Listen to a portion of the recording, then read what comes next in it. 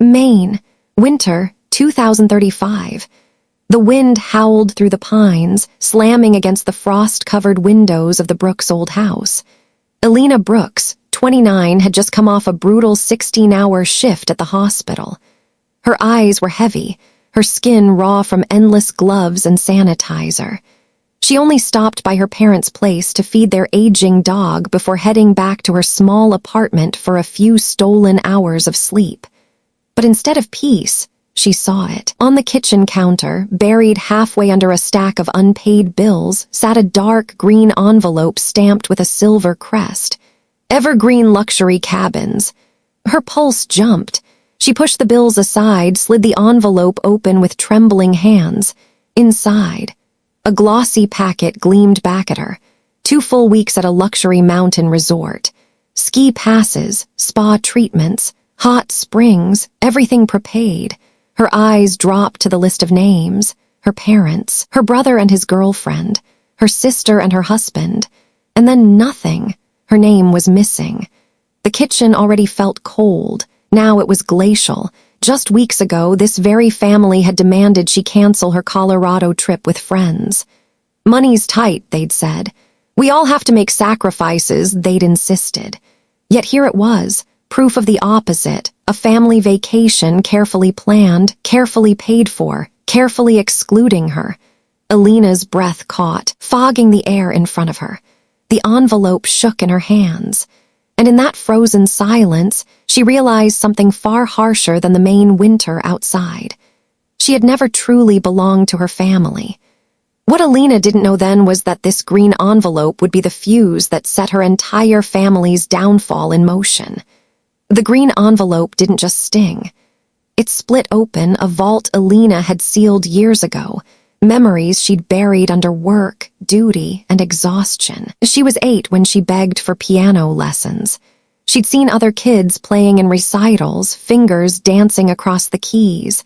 Her mother sighed, "Too expensive, honey." Elena had nodded, swallowing her disappointment. A month later, a delivery truck pulled up. Out came a brand-new upright piano, polished wood shining like gold. Not for Elena, for her little sister. Weekly private lessons, too. She has real talent, her parents explained. It's an investment. At 12, Elena wanted to join her class trip to Washington, D.C. She scraped coins into a jar, babysat neighborhood kids, skipped lunches just to save enough. The week before the deposit was due, her parents sat her down. "It's too much money, sweetheart, maybe next year." But there was no next year. Instead, her brother bragged about his ski trip, funded by the same parents who told Elena no. By the time she graduated nursing school, Elena had trained herself not to expect much. Still, when her sister's wedding came with tens of thousands poured into the venue, the dress, the open bar, Elena waited just a little for some recognition. Her graduation gift, a $5 card scrawled with "We're proud of you." And it didn't stop there. Her 16th birthday, a simple store-bought cake with half-melted candles. A week later, her brother's party had a rented DJ, a backyard tent, and a brand-new SUV wrapped with a bow. In college, Elena bought her medical textbooks secondhand, pages scribbled and torn. Meanwhile, her sister was handed a top-of-the-line laptop for her communications degree. "She needs it more than you," her parents said. Each memory was like a shard of ice pressed into her chest, and every excuse came wrapped in the same phrases. "You're the strong one. You don't need help. Your brother and sister need us more." But staring at that glossy vacation packet in her hands, Elena finally saw the truth. It was never about money. It was about keeping her out. And this time they hadn't even bothered with an excuse. That's when something inside Elena began to shift, something colder than the Maine winter itself. Elena didn't explode. She didn't storm into the living room, waving the envelope like a weapon. Instead, something colder settled in her chest, a clarity sharper than any outburst. If her family had spent years canceling her dreams, her trips, her place at the table, then it was time for her to cancel herself from their lives. The first test came just 2 days later, Her sister called, voice shrill and rushed. "Elena, can you watch the kids this weekend? I picked up an extra shift, please, I really need this." The old Elena would have dropped everything, rearranged her plans, said yes without hesitation. But this time, "I can't," she said flatly. A stunned silence buzzed on the line. "What do you mean you can't?" her sister demanded. "You never have plans on weekends." The words sliced deeper than intended. It wasn't meant as an insult, but it revealed the truth. They assumed Elena was always available, always disposable. "Not anymore," Elena replied and hung up. The next day her brother texted, "Hey, can you spot me a couple hundred? Just until payday." Elena almost laughed out loud. Payday? He had just come back from the cabin trip she wasn't even invited to. Her thumbs moved quickly over the screen. "Sorry, money's tight. We all have to make sacrifices, right?" No excuses, no explanations, just his turn to taste the cold shoulder. For the first time in her life, Elena felt a strange, electric calm. She didn't need to scream. She didn't need to justify. All she had to do was withdraw. And already, her absence was echoing louder than her presence ever had. What Elena didn't realize yet was how quickly the cracks would spread once she stopped holding her family together. The silence began small. A missed call here, a message left unread there. But soon it grew into something they couldn't ignore. Her mother tried first. A cheerful voicemail layered with guilt beneath the sugar. "Sweetheart, we haven't seen you at Sunday dinner. Everyone misses you. Call me back, okay?" Elena deleted it without listening twice. Her sister texted next. "Can you please watch the kids Friday? I'll owe you big." Elena's reply was one word, no. No excuse, no explanation, just a wall of cold certainty. Then came the group chat, photos of wine glasses clinking, holiday decorations glowing, her brother cracking jokes. Elena's phone buzzed with notifications, but she didn't open a single one. By the next week, she had left the group entirely. The withdrawal seeped into real life. Her father called, asking if she could drive him to a doctor's appointment. The old Elena would have rearranged her entire shift. Instead, she answered calmly, "You'll have to figure it out. I'm busy." Her mother cornered her in the grocery store aisle, her cart piled high with food Elena had never been invited to share. "Why are you being distant? We're family." Elena stared at her for a long, hard moment, then pushed her own cart away without a word. Each refusal landed like a stone in the water, ripples spreading wider faster. Her sister missed one shift when no babysitter could be found. One became three.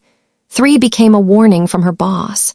Her brother's temporary money problems turned permanent. Without Elena's quiet bailouts, the debt collectors came knocking. Even her parents, once so steady, began to falter. Late fees, overdue bills, cracks in the perfect image they'd always tried to project. For years, Elena had been the glue, the quiet safety net no one thanked but everyone relied on. Now, for the first time, she wasn't catching them, and they were falling. What none of them realized was that Elena's silence wasn't punishment, it was gravity. And soon, gravity would pull everything down. The cracks spread faster than Elena could have imagined. And without her holding the weight, her family began to crumble. Her sister.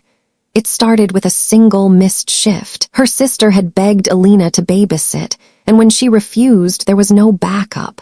One shift turned into three. Then her boss pulled her aside, eyes sharp with disappointment. "We can't keep covering for you. If you can't find child care, we'll have to cut your hours." Her sister left the office pale, clutching her last paycheck in shaking hands. Babysitters were expensive, more expensive than the extra hours she used to brag about taking. Now, instead of money coming in, it was draining out. Her brother's spiral was louder, uglier. Without Elena's quiet loans, his credit cards maxed out.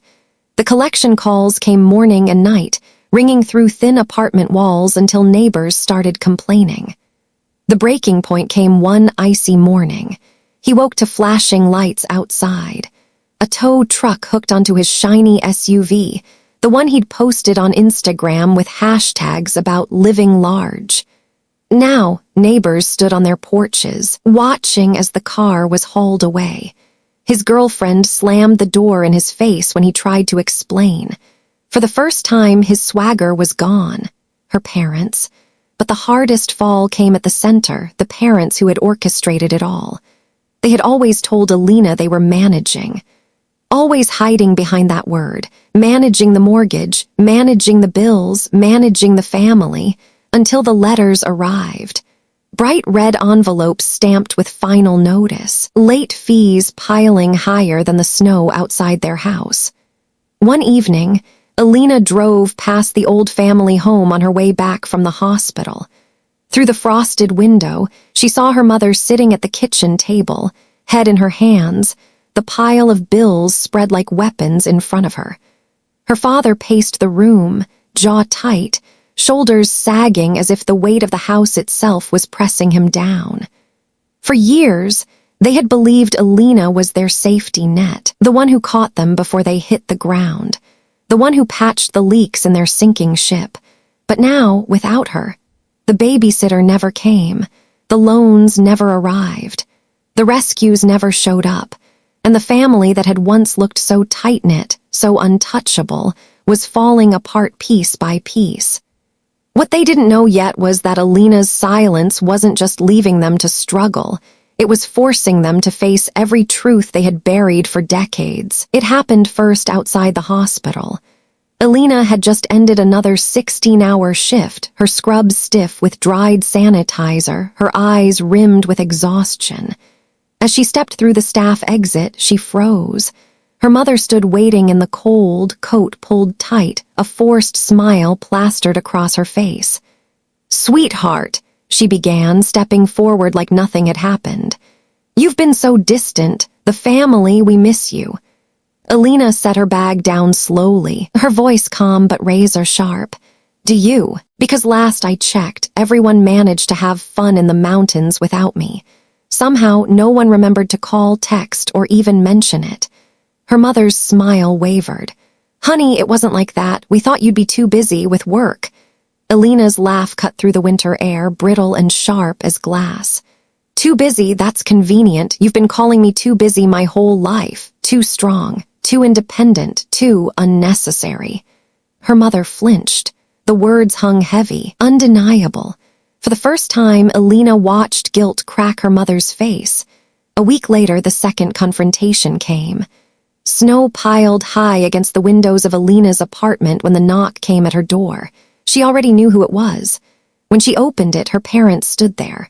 Her mother's eyes were red-rimmed from crying, clutching a grocery bag like a peace offering. Her father hovered behind her, shoulders slumped with shame. "Elena," her mom whispered, voice breaking. "We're out of options. The bank," her throat caught. "We're going to lose the house. Please, we need your help." Elena leaned against the doorframe, her face unreadable. Then she asked slowly, each word deliberate, "If I lost my job tomorrow, if I couldn't pay rent, and I came here asking you to take me in, would you say yes?" Silence, the kind that answers louder than words. Her father shifted uncomfortably. Her mother's lips trembled, but neither of them spoke. Elena nodded once, the decision already sealed. "Exactly." Her mother reached out, desperate, tears streaking down her cheeks. "We're your family." Elena's eyes burned, but her voice stayed steady as steel. "And I was your daughter, even when you chose to leave me out." She stepped back, her hand on the door. "I'm sorry, but I can't help you." And with that, she closed it, firm, final. The slam echoed through the hall like thunder, the sound of a lifetime of unfairness ending in one clean break. But the storm that tore her family apart was only beginning, and by now there was no saving them. 1 year later, the Brooks family home sat empty. The once proud white house with its tall pines and wraparound porch was now scarred with peeling paint and an overgrown lawn. A foreclosure notice flapped against the front door, nailed there for all the neighbors to see. People whispered how quickly it had all unraveled. The family that once looked so close, so stable, had collapsed from the inside out. Her sister had taken a second job at a diner, leaving her dreams of extra shifts behind. Her brother was renting a single bedroom in a friend's basement, the SUV long gone, his credit shattered. Her parents had scattered to a cramped apartment, paying rent to strangers instead of a mortgage on the home they'd sworn they would manage forever. Elena saw none of it firsthand because she wasn't there anymore. 3 states away, a lake shimmered under the morning sun, and on its quiet shore stood a small wooden cabin, Elena's cabin, built with her own money, bought with her own sacrifices. She sat on the porch, hands wrapped around a warm mug of coffee, steam rising into the crisp air. For the first time in her life, she wasn't exhausted from holding everyone else together. She wasn't the safety net. She wasn't the afterthought. She was simply herself, whole, independent, free. Her phone buzzed once, an unknown number. She didn't bother answering. She had deleted them all long ago. Elena leaned back in her chair, the lake rippling before her, the silence wrapping around her like a blanket. Her family's collapse hadn't come from her vengeance. It had come from their own choices, their own selfishness. She didn't need to fight, scream, or prove anything. All she had to do was walk away and let gravity take care of the rest. As the morning sun sparkled across the water, Elena finally understood. Sometimes the loudest revenge is silence.